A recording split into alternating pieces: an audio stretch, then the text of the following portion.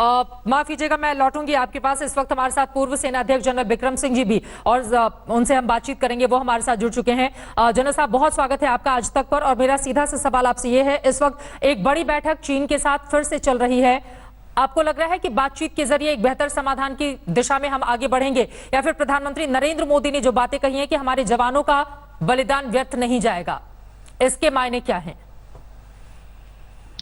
एक बहुत ही मजबूत स्टेटमेंट आया है प्रधानमंत्री जी के द्वारा, और ये बहुत अच्छा है देश के मोराल के लिए, इंडियन आर्मी के मोराल के लिए, मिलिट्री के मोराल के लिए। जी सर। और साथ ही साथ जो उन्होंने श्रद्धांजलि अर्पित की है, 2 मिनट की साइलेंस ऑब्जर्व की है, ये बहुत ही एक बेहतरीन एक उनका ये मैं कहूँगा एक जेस्चर था, और मैं उन्हें इसके लिए सैल्यूट करता हूँ।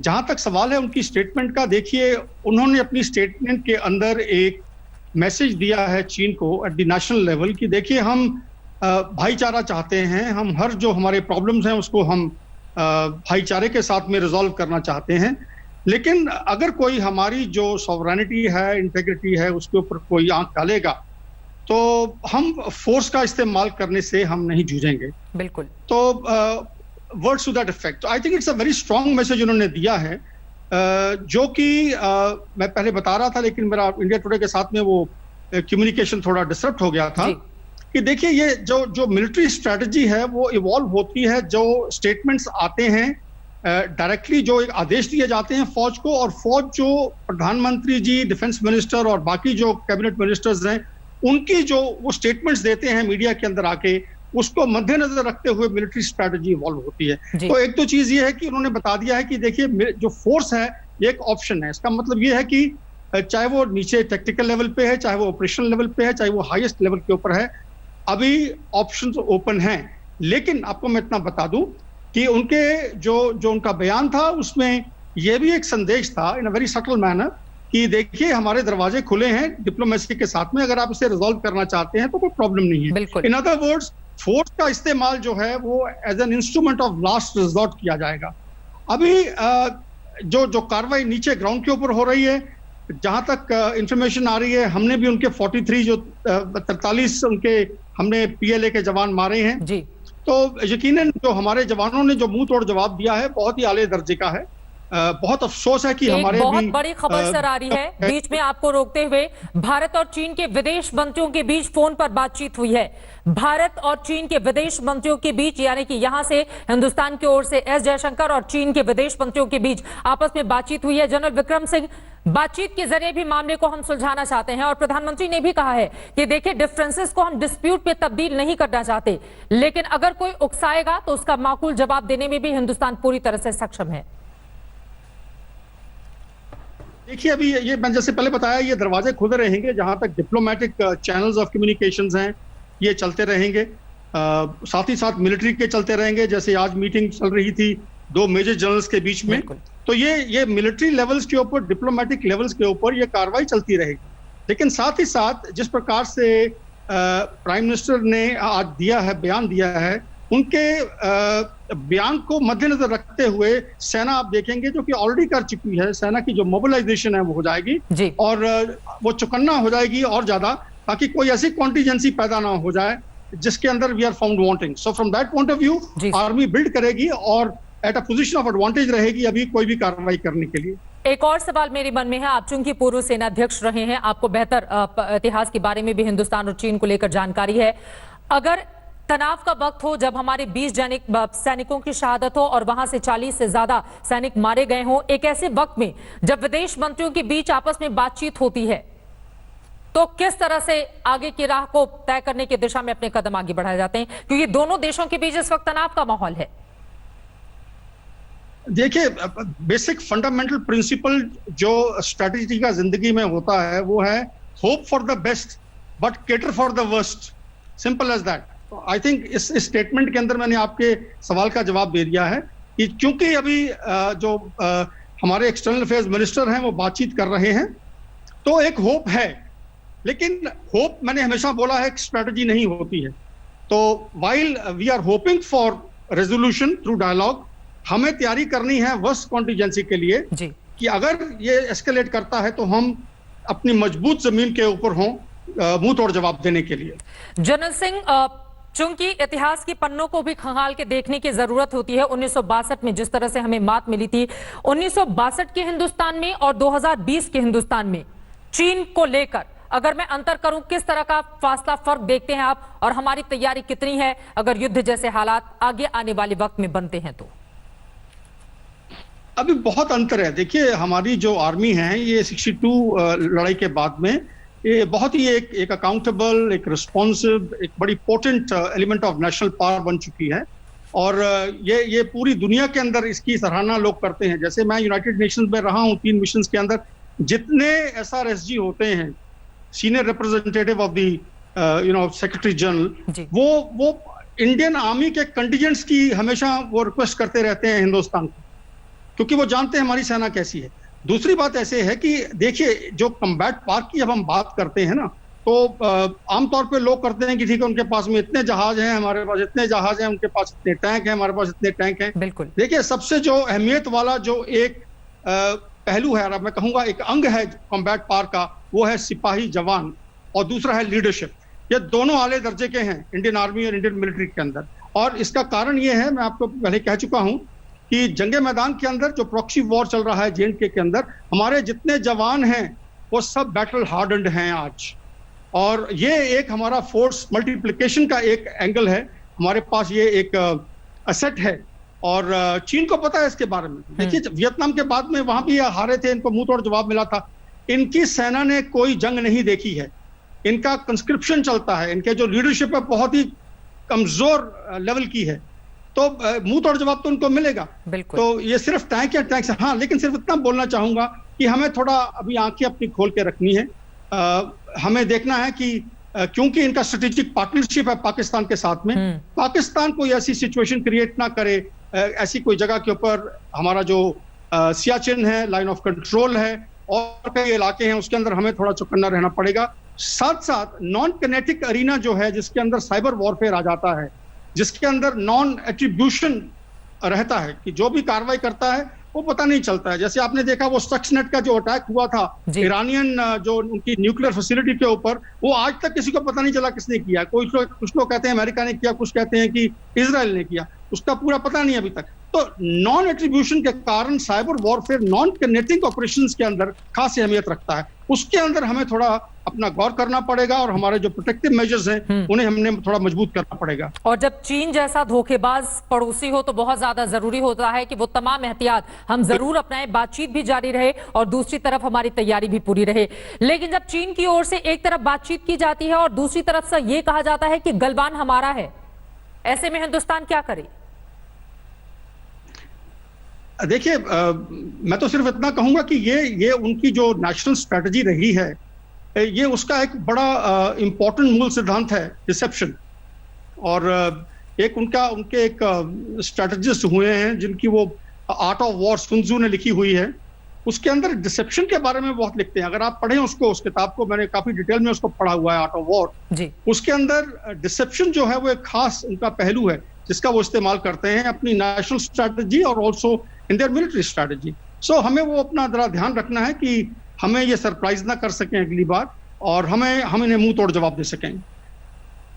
इस वक्त मेरे साथ मेरे सहयोगी राहुल कंवल भी जुड़ चुके हैं, वो आपसे जनरल सिंह कुछ सवाल पूछना चाहते हैं। राहुल, इस वक्त आज तक के पास एक्सक्लूसिव वो सैटेलाइट तस्वीरें मौजूद हैं जिनमें चीन की सेना ने किस तरीके से गलवान घाटी में मिलिट्री बिल्डअप किया है वो साफ नजर आता है। और हमारे साथ हैं भारतीय सेना के पूर्व थल अध्यक्ष और साथ ही साथ मिलिट्री स्ट्रेटजी को बहुत बेहतरी से समझने वाले जनरल बिक्रम सिंह। जनरल सिंह, मैं आपको और अपने दर्शकों को ये तस्वीरें दिखाना चाहता हूं जिस पर साफ नजर आता है कि चाइना ने किस इंटेंसिटी का मिलिट्री बिल्डअप किया है।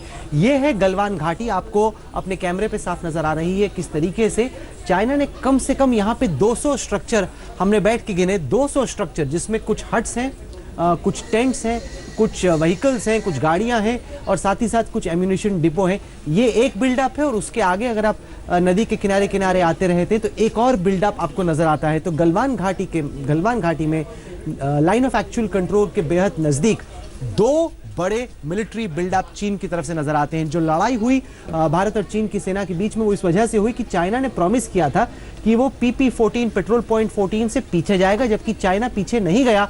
और जब कर्नल बाबू वहां पे पहुंचे और देखा कि 2 चाइना के टेंट अभी भी लगे हुए हैं, उसको लेकर बातचीत शुरू हुई, जो बहुत जल्दी वायलेंस में बदल गई और फिर 20 भारत के जवानों की उसमें शहादत उनको प्राप्त हुई। तो जनरल विक्रम सिंह, मैं आपसे जानना चाहता हूं, ये सैटेलाइट तस्वीरें आपने देखी हैं, चाइनीज आर्मी का एक बड़ा बिल्डअप इसमें नजर आ रहा है। आप इसको जब मिलिट्री पर्सपेक्टिव से देखते हैं, किस तरह का बिल्डअप आपको ये नजर आता है? जिस तरह से इस वक्त चाइनीज आर्मी यहाँ पे डिप्लॉयड है, आप इसको मिलिटरीली कैसे स्टडी करते हैं जनरल सिंह? राहुल, ऐसे है कि ये दर्शाता है कि China means business, very simple. जो इस इलाके में वो इतनी ये तादाद में आए हैं, ये एक नॉर्मल फेज नहीं है। इसके अंदर ये तकरीबन आपके सवेरे जो आप मेंशन कर रहे थे, आपके जो एक कुलीग हैं कि तकरीबन 200 गाड़ियां वहां पे हैं। आपकी जो सैटेलाइट इमेजरी है उसके अंदर उन्होंने स्टडी किया है। 200 गाड़ियां अगर हम चलते हैं इस प्रमाइस के ऊपर कि एक बटालियन को तकरीबन 50 से 60 गाड़ियां चाहिए होती हैं, तो तकरीबन एक ब्रिगेड मैं समझूंगा उस इलाके में है। और साथ ही साथ कल एक मैसेज भी आया था जिसके अंदर मैंने सुना था कि हमारे लोगों ने वहां देखा है, उनके ब्रिगेड कमांडर वहां थे, जो सीनियर कर्नल होते हैं उस रैंक के इक्विवेलेंट टू आवर ब्रिगेडियर। तो अगर ये हुआ है तो यकीनन ये किसी मुद्दे से आए हैं और वहां से हिलेंगे नहीं, सीधी सी बात है। क्योंकि आपने कई दफा वॉर गेम्स किए हैं, आपने स्टडी करने की कोशिश की है कि चीनी सेना के दिमाग में क्या चल रहा है। मैं आपको दिखाता हूं, कुल मिला के 3 जगह पर इस वक्त ये है ईस्टर्न लद्दाख का नक्शा, जिसमें ये है पेंगोंग लेक का इलाका जहां पर बीच में फिंगर 4 पे चाइनीज आर्मी आ गई है। ये है गोगरा पोस्ट का इलाका जिसको हॉट स्प्रिंग्स कहते हैं, जहां पे पुलिस का एक मेमोरियल भी है, और ये है गलवान फ्लैश पॉइंट। तो इन 3 पॉइंट्स पर चाइनीज आर्मी का बड़ा बिल्डअप है। इन 3 जो जगह चुनी गई है, जिस तरह का बिल्डअप है, उसको देख के चाइनीज मिलिट्री के दिमाग के बारे में आपको क्या समझ में आ रहा है? क्या तस्वीर बन रही है आपके जहन में? हाँ, देखिए राहुल, मैं ज्यादा इसके अंदर नहीं जाना चाहूंगा, क्योंकि कोई ऐसी चीज विली निली निकल नहीं जानी चाहिए जो प्लान्स हमारे टैक्टिकल और ऑपरेशनल कमांडर बना रहे हैं उसको थोड़ा खराब, उसके लिए मतलब I would say it militates against those plans. तो थोड़ा उसको मद्देनजर रखते हुए मैं सिर्फ इतना आपको बताऊंगा कि जो ये सड़क जो हमारी है दुर्बुक श्योक और डीबीओ, ये एक स्ट्रेटेजिक रोड है जो हमें चाहिए नॉर्दर्न एरियाज के अंदर जो हमारे जवान हैं, जो हमारी वहां पे ट्रुप्स हैं, उनको सस्टेन करने के लिए। ये एक इंपॉर्टेंट रोड है जो कि हमें also we can see look into the Aksai Chin area along with this. तो ये स्ट्रेटेजिक रोड को इंटरडिक्ट करने के लिए इनका ये मुद्दा है। ये नहीं चाहेंगे कि हम इस रोड का इस्तेमाल कर सकें। डेफिनेटली इनका फोकस इस तरफ है। जहां तक सवाल है पंगांगसो लेक का, वहां पे पहले होता रहा है, मैं आपको बताना चाहता हूं। जहां तक ये सवाल है फिंगर 4-8 का, मुझे लगता है वहां पे सिचुएशन रिजॉल्व हो जाएगी। लेकिन जिस प्रकार से चीन आया है अभी, जिस प्रकार से इन्होंने बिल्डअप किया है, मुझे लगता है ये they have come to stay, they want to alter the LAC, वहां रहेंगे ये। और हमें थोड़ा सा भी एक लंबा जो है लॉन्ग हॉल के लिए तैयार रहना पड़ेगा। और जनरल सिंह, आप दरबुक श्योक दौलत बेग ओल्डी सड़क की बात कर रहे हैं, मैं अपने दर्शकों को दिखाता हूं। लद्दाख की राजधानी है लेह, वहां से निकलते हुए हेमिस मॉनेस्ट्री के पार जाते हुए चांगला पास को क्रॉस करते हुए दरबुक का गांव आता है। वहां से शुरू होती है ये बेहद अहम सड़क जिसको DSDBO सड़क कहा जाता है। 323 किलोमीटर लंबी ये सड़क है और काफी हद तक ये जो सड़क है जिसको आप इस काली लाइन में देख सकते हैं, वो ये जो लाल लकीर है जिसको कि लाइन ऑफ एक्चुअल कंट्रोल कहते हैं, उसके पैरेलल चलती है। तो हमने जब से ये सड़क बनाई है तब से लेह के इलाके से भारत के लिए बहुत आसान हो गया है दौलत बेग ओल्डी में रीइंफोर्समेंट्स भेजना, ट्रूप्स भेजना, असला बारूद हथियार भेजना, सैनिकों को डिप्लॉय करना। दौलत बेग ओल्डी बहुत अहम है क्योंकि ये अक्साई चीन का वो इलाका है जो अभी भी भारत के कंट्रोल में है और उसके ठीक सामने है काराकोरम पास जिसकी स्ट्रेटेजिक बहुत अहमियत है। आपको मालूम है कि काफी हद तक जो अक्साई चीन का इलाका है वो इस वक्त चीन के अवैध कब्जे में है। तो ये वो इलाका है अक्साई चीन का जो अभी भी भारत के कंट्रोल में है और उसी रास्ते पर पड़ता है ये वाला flash point, Galwan flash point, जहां पर चाइनीज आर्मी आके खड़ी हो गई है। अब ऐसे में सवाल ये है कि अगर चाइनीज आर्मी पहाड़ों पे चढ़ जाती है, वो सड़क को देखती है और वहां पे हमला कर सकती है। ये कोई सड़क हमने 1 साल में 1 महीने में तो बनाई नहीं, 2 दशक से जनरल सिंह ये सड़क बन रही थी। जब 2 दशक में चीन ने कभी ऑब्जेक्ट नहीं किया, ये सड़क बहुत हद तक भारत की सरजमीन पर ही है। ऐसा नहीं है कि LAC के किनारे किनारे हमने सड़क बनाई है। जहां पे फ्लैश पॉइंट है वहां से लेकर सड़क तक का रास्ता 8 किलोमीटर का है। ऐसे में आखिरकार चीन को अब क्या ऑब्जेक्शन हो रही है? पहले क्यों नहीं कभी कंप्लेन किया? वही मैं कह रहा था, देखिए एक स्ट्रेटेजिक मैसेजिंग थी कि देखिए हम अभी भी हमारे में ताकत है, हम एलएसी के ऊपर आके तो एलएसी को यूनिलैटरली ऑल्टर कर सकते हैं, स्टेटस को बदली कर सकते हैं, और उन्होंने ये दर्शाया है। लेकिन मैं कहूंगा कि देखिए राहुल, जो कल कार्रवाई हुई है, अगर उसे हम देखते हैं सिर्फ टेक्निकल लेवल के ऊपर आइसोलेट करके, तो मैं इतना कहना चाहूंगा कि जो हमारे जवानों का जो एक कॉन्डक्ट रहा है, उनका जो एक्शन रहा है, वो बहुत आले दर्जे का रहा है। ठीक है, हमने 20 जवान खोए हैं, एक ऑफिसर 20 जवान खोए हैं, मैं उनको सलामी पेश करता हूं। लेकिन देखिए वो लड़े भी टाइगर्स की तरह हैं, शेरों की तरह, और 43 कैजुअलिटीज की हैं चीन के अंदर। तो अगर आप देखते हैं डबल कैजुअलिटीज अगर की हैं, तो टेक्टिकल लेवल के ऊपर जो है हमारी असेंडेंसी है। सिर्फ मैं इतना कहना चाहूंगा कि जो इंपॉर्टेंट एरियाज हैं, मैं वो मेंशन नहीं करना चाहूंगा बिकॉज ऑफ सिक्योरिटी रीजंस। सिर्फ इतना कहूंगा कि manoeuvre is very important. Manoeuvre doesn't mean कि सिर्फ ये मैकेनाइज्ड फोर्सेस मनूवर करती हैं। मनूवर का डेफिनेशन है ऑक्यूपाइंग एक ऐसी पोजीशन को जहां से हमें मिलिट्री एडवांटेज मिलता है, ये मनूवर का तात्पर्य है। तो we have to get into positions of advantage along the LAC, ताकि हमारे पास में इनिशिएटिव रहे। हमें अभी जो है देखिए वो भी बैठे हुए, उनका जो डिप्लॉयमेंट इस वक्त है वो एक ट्रेनिंग डिप्लॉयमेंट है, वो ट्रेनिंग मोड के अंदर है। अगर आप देखेंगे आपकी सैटेलाइट से एक लाइन के अंदर लगे हुए हैं, हमारे भी ऐसे लगे हुए हैं। लेकिन आप देखेंगे जैसे जैसे टाइम निकलेगा, अभी खून खराबा हो चुका है, ये कन्वर्ट अभी करेगा from training mode into tactical mode. और जैसे ये टेक्टिकल मोड में आएंगे, आप देखेंगे लोग पहाड़ियों को पकड़ना शुरू कर देंगे आस्ता आस्ता। डिपेंड करता है किस प्रकार से डिप्लोमेटिक इनिशिएटिव आगे बढ़ता है। लेकिन मैं इतना कहूंगा कि हमें तैयार रहना है, ना कि सिर्फ एलएसी के ऊपर अपने टेक्निकल लेवल पे, ऑपरेशन लेवल पे, but even at the highest level हमें तैयार रहना है स्ट्रेटेजिक लेवल के ऊपर चीन को मुंह तोड़ जवाब देने के लिए। और खास करके जो कि प्रधानमंत्री जी ने कह दिया है कि ये एक ऑप्शन है। जो प्रधानमंत्री ने कहा, इस तरह का बयान इससे पहले हमने किसी भी भारतीय प्रधानमंत्री से पब्लिकली नहीं सुना है। टेक्टिकल लेवल पर हिंदुस्तानी सेना का, टेक्टिकल लेवल मतलब जमीनी लेवल पर रिस्पांस रहा है, लेकिन जैसे हमने उरी के बाद, पठानकोट के बाद देखा, प्रधानमंत्री ने कहा कि हम इसका जवाब देंगे और भारतीय सेना ने जवाब दिया। ठीक उसी तरह का ऐलान नरेंद्र मोदी ने कर दिया है। फर्क यह है कि वहां पर पाकिस्तान है जो कि हमसे बहुत कमजोर है, चीन है जो कम से कम हमारे बराबर का है। और ऐसे में जब चीनी सेना से लड़ाई करनी हो, दुनिया की दूसरी सबसे बड़ी अर्थव्यवस्था, एक वैसे ही इकोनॉमिक मंदी का दौर ये चल रहा है, यहाँ पे कोरोना वायरस नामक महामारी भी फैली हुई है, ऐसे में कितना मुश्किल हो जाता है प्रधानमंत्री के लिए, मिलिट्री लीडरशिप के लिए फैसले ले पाना, क्योंकि दुश्मन केवल सामने ही नहीं है, दुश्मन तो इस वक्त हवा में भी है। आप बिल्कुल ठीक कह रहे हैं राहुल। एक स्ट्रेटेजिक अरीना के अंदर डिसीजन लेना, जो कि एक बहुत कॉम्प्लेक्स, एक बड़ा वॉलेटाइल, अनसर्टेन और एम्बिगुअस अरीना होता है, उसके अंदर ऐसी डिसीजन लेना बहुत ही कठिन होता है। लेकिन मैं आपको इतना बता दूं कि जो आज मैसेजिंग गई है, ये एक जो हमारा स्ट्रेटेजिक पोस्चरिंग है इंडिया का, उसको दर्शाता है। एंड आप देखेंगे कि चाहे वो यूनाइटेड स्टेट्स का आप देख लीजिए, पिछले 15 साल से ये पोस्चरिंग चल रही है उनकी ईरान के साथ, और ये पोस्चरिंग चलती है जब तक ये हल इसका कोई निकल नहीं आता, चाहे डिप्लोमेटिकली चाहे मिलिटरली। मैं नहीं समझता इतना वक्त लगेगा। मुझे यकीन है कि जो मैसेज हमने देना था हमने दे दिया, चीन ने जो मैसेज देना था दे दिया। दोनों ने बता दिया है कि हमारे में वो जज्बा है लड़ने का, और खासकर इंडिया ने तो बता दिया है कि हम इसको वी विल नॉट एक्सेप्ट, जो आपने स्टेटस को बदली करने की कोशिश की है, हमें एक्सेप्ट नहीं करेंगे। तो अभी मुझे लगता है कि थोड़ा मेलो डाउन होगा। डिपेंड करता है किस प्रकार से जो आज टॉक्स हुए हैं अभी दोनों एक्सटर्नल अफेयर्स मिनिस्टर्स के बीच में, इसमें क्या पहुंचा है। लेकिन जिस प्रकार से चीजें चल रही हैं, जो बयान आ रहे हैं, मुझे लगता है थोड़ी ग्रिम सिचुएशन है, सीरियस सिचुएशन है, ये नॉर्मल सिचुएशन नहीं है। सो मैं इसके लिए यही कहूंगा कि आप स्ट्रेटेजिक सड़कों की बात कर रहे थे, मैं दर्शकों को दिखाना चाहता हूं और समझाना चाहता हूं और आपका विश्लेषण भी चाहता हूं कि ये बड़ा अनफेयर है। मैं आपको बताता हूं क्यों। देखिए, मैं आपको इस नक्शे पे दिखाता हूं, ये है चाइनीज 4 पोस्ट, ये उनका बटालियन हेडक्वार्टर्स है, एम्यूनिशन डंप है, उसके आगे उनके 4 पोस्ट हैं।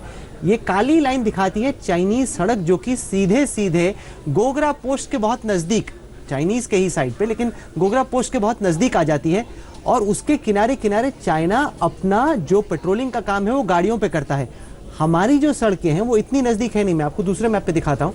हमारी जो सड़क है वो देखिए इस यहाँ से निकल रही है, जो कि एलएसी से बहुत दूर है। चाइनीज जो सड़क है वो ठीक एलएसी तक आती है। जब चाइना सड़क बना रहा था उसको प्रॉब्लम नहीं हुई, जनरल सिंह, जब हिंदुस्तान अपनी सरजमी पे सड़क बनाता है तो चाइना कहता है इसको अलाउ नहीं करेंगे। अब हिंदुस्तान जैसा देश इसको कैसे टॉलरेट कर सकता है? आप ठीक कह रहे हैं, तो तभी तो ये मुठभेड़ हुई है और हमारे जवानों ने बता दिया है कि जो हमारा इलाका है हम वहां पे कंस्ट्रक्शन करते रहेंगे। और यही कारण है कि आपने देखा जो काफी जो लेबर है वो उसको मूव भी किया गया है from various other states in the north east और ईस्ट की तरफ से, झारखंड वगैरह की तरफ से काफी लोग इस तरफ आ रहे हैं। तो यकीनन हमने अपना एक मैसेज दे दिया है कि देखिए हम अपनी कार्रवाई करते रहेंगे, आप जो मर्जी कर लें, हम अपनी जो कंस्ट्रक्शन जब से करेंगे, हम एक सॉवरन नेशन है और हमारा ये अपना हक है अपनी जमीन सरजमीन के ऊपर जो भी हम कार्रवाई करना चाहते हैं हम करें। वो मैसेज चला। जहां तक सवाल है राहुल, आप बात कर रहे थे जो प्रधानमंत्री क्या है, आप बिल्कुल ठीक बोल रहे हैं। और मैं आपको इतना बता दूं कि जब एक मैसेज प्रधानमंत्री जी के लेवल पे जब आता है तो बड़ा नाप तोल के ये मैसेज आता है। ये मैसेज जो है खुलेआम नहीं आता है। और जब उन्होंने ये बोला है कि हम जो एक यूज ऑफ फोर्स के बारे में उन्होंने जिक्र किया है कि एज अ लास्ट रिजॉर्ट हम करेंगे, हम चाहते हैं एक नेगोशिएटेड सेटलमेंट। तो ये जब ऐसा बयान आता है तो बड़ा नाप तोल करके, बड़ा एक उसको आई वुड से उसके सेकंड थर्ड ऑर्डर इम्प्लीकेशंस को देखते हुए ये ऐसे बयान दिए जाते हैं। हमें तो अभी खबर मिली है कि थोड़ी ही देर पहले चीन के जो विदेश मंत्री हैं वैंग यी, उनकी भारत के विदेश मंत्री डॉक्टर एस जयशंकर से टेलीफोन पर बातचीत हुई है, जिसमें जो भारत और चीन की जो सेनाएं इस वक्त सरहद पर तैनात हैं, उस स्थिति को आगे कैसे लेके जाना है उस पर चर्चा हुई है। कोशिश ये हो रही है कि किस तरीके से स्थिति को काबू में लाया जाए। ये कहा जा रहा है कि उन्होंने ये आरोप लगाया कि भारतीय सेना ने जो किया वो खतरनाक था, वो प्रोवोकेटिव था और चीन ये चाह रहा है, चीन हिंदुस्तान पर, अब ये हद है, चीन हिंदुस्तान पर शिकायत दर्ज कर रहा है कि हमने जो किया वो ठीक नहीं। जबकि मैंने आपको यहाँ नक्शों में दिखाया, हकीकत भी ये है, सैटेलाइट मैप के जरिए भी समझ में आ रहा है कि बिल्डअप चीन की तरफ से है, बड़ी तादाद में चाइना आके सर पे बैठ गया है और वो शिकायत कर रहा है कि हिंदुस्तान ने जो लाइन ऑफ एक्चुअल कंट्रोल है उसको वायलेट किया है। चाइना के विदेश मंत्री ने जो चाइनीज में प्रेस रिलीज छपी है उसका इंग्लिश ट्रांसलेशन में देख रहा हूं, चाइना के विदेश मंत्री वैंग यी ने कहा है कि दोनों देशों में 1 बिलियन से ज्यादा लोग हैं, यानी 100 करोड़ से ज्यादा लोग हैं, ऐसे में इकोनॉमी पर फोकस करने की ज्यादा जरूरत है। हम लोगों के ऐतिहासिक रिश्ते हैं और ऐसे में म्यूचुअल सपोर्ट, एक दूसरे की इज्जत की जाए, एक दूसरे को आदर दिया जाए, उसकी जरूरत है। तो ये तो प्रॉब्लम है जनरल सिंह। चाइना का अगर ये बयान कोई पढ़े तो लगे कि एकदम महात्मा गांधी, गौतम बुद्ध और दलाई लामा की तरह बातें करते हैं। बातें ऐसी होती हैं और हकीकत में, और ये जो सैटेलाइट इमेज है इससे एकदम समझ में आ जाता है कि बात ये लोग कर रहे हैं कि हम विड्रॉ करना चाहते हैं, लेकिन हकीकत में ऐसा है नहीं। क्योंकि अगर आप सुनेंगे तो ये देखिए, इस मैप को देख के लगता है कि ठीक है चाइना ने विड्रॉ कर लिया, जैसे ही आप जूम इन करते हैं आपको तब समझ में आता है। ये देखिए बिल्डअप, ये चाइनीज आर्मी का बिल्डअप है जो कि कैमरे पे कैच हो रहा है। फोन पे ये लोग बोलते हैं कि हम पीछे जा रहे हैं, फोन पे बोलते हैं कि 1 बिलियन का देश है, दोनों हमें दोस्ती करनी चाहिए। जमीन पर इनकी सेना बैठी हुई है और हमने इसको सैटेलाइट मैप पे कैप्चर कर लिया है। जनरल सिंह, आप ठीक बोल रहे हैं कि जिस प्रकार से वो बोल रहे हैं कि हमारे अंदर आए, हमने वॉयलेट किया है, ये तो हो गया जैसे एक चोर कोतवाल को डांटे। वो पुरानी जो कहावत है, चोरी इन्होंने किया और कोतवाल को ये डांट रहे हैं। अभी हमारे इलाके में आए और बोल रहे हैं कि हमने ट्रांसग्रेस किया है, हमने वॉयलेट किया है लेसी को, तो ये गलत बात है। ये तो झूठ बोल रहे हैं सरासर, ये झूठ बोलता आया है। डिसेप्शन का इस्तेमाल हमेशा चीन करता आया है। और आपने देखा होगा कि हालांकि बयान जो इनके आ रहे थे, चाहे वो उनके वो एम्बेसी से आ रहे हैं, चाहे बीजिंग से आ रहे थे, वो बड़े एक दोस्ताना के रूप पे, एक फ्रेंडली नजरिए से आ रहे थे। लेकिन देखिए उन्होंने क्या विश्वासघात किया है। तो हमें ट्रस्ट नहीं करना चाहिए चीन को। While hoping for the best, we have to cater for the worst. Supposing हमारे जो ये अभी नेगोशिएशंस चल रहे हैं, अगर ये फेल हो जाते हैं, इट्स अ होप, अगर prepared for the worst, very simple as that. ये अजब स्थिति है। चीन का मैं बयान पढ़ रहा हूं, वो कह रहे हैं कि भारतीय साइड को ये नहीं सोचना चाहिए कि चीन इस तरह से बैठा रहेगा, हमारा इरादा बहुत नेक है, हम अपनी जो अखंडता है उसको डिफेंड करेंगे। अरे यहाँ पे नक्शे में दिख रहा है, ये है line of actual control, Chinese army यहाँ पे आके बैठ गई है। ये है भारत की सड़क जिसको लेकर ऑब्जेक्शन है, 8 किलोमीटर का गैप है और चाइनीज आर्मी ये जता रही है कि हिंदुस्तान ने मिस एडवेंचर किया या हिंदुस्तान कुछ कर रहा है। हिंदुस्तान की केवल यही उम्मीद है कि चाइना जहां से आया है चाइना वापस चले जाइए। ये है उनके 2 चाइनीज पोस्ट, आप अपनी गाड़ी पकड़िए, आप वापस जाइए, जहां से आप आए थे वहीं जाइए, हम जहां से आए थे हम वापस जाएंगे। इसी को भारत कह रहा है और चीन, जैसे जनरल विक्रम सिंह ने कहा, उल्टा चोर कोतवाल को डांटे। इस स्थिति पर हमारी नजर बनी हुई है। जनरल विक्रम सिंह, आप जुड़े हमारे साथ, आपने इन सैटेलाइट इमेजेस को समझाने की कोशिश की, बहुत बहुत शुक्रिया उसका। फिलहाल वक्त हो गया एक बहुत छोटे से ब्रेक का। आज तक पर खबरों का सिलसिला जारी रहेगा इस ब्रेक के बाद भी। आप देखते रहिए आज तक।